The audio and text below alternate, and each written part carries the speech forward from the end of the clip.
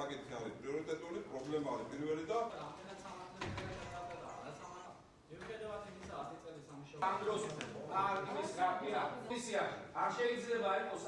ბავშვთა ბაღი ყველა თემში და ყველა სოფელში უნდა იყოს, იმიტომ რომ ეს აძლევს ჩვენ მომავალ თაობას, უფრო მეტი განვითარების, განათლების მიღების საშუალებას, მაგრამ დღევანდელი ჩვენი მწირე ბიუჯეტიდან გამომდინარე, ვერ ვახერხებთ ყველა სოფელში, ყველა თემში ეტაპობრივ უცებ თავისთავად ბაღების მშენებლობას. წელს კეთდება 2 ბაღი, ერთი აჭარის წყალში და მეორე ჩხუტუნეთში, მთლიანობაში გამოყოფილი არის დაახლოებით 250,000-300,000-მდე. კომისიის შემადგენლობაში მე ვერ დავინახე, რაც დღეს იყო წარმოდგენილი.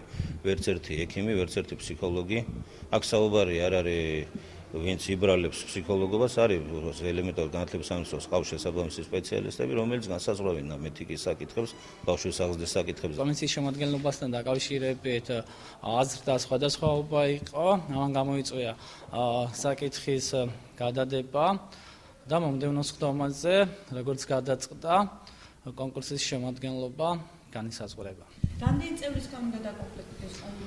საკრებულომ უნდა განსაზღვროს, ასე რომ წინასწარ ვერაფერს ვერ გეტყვით.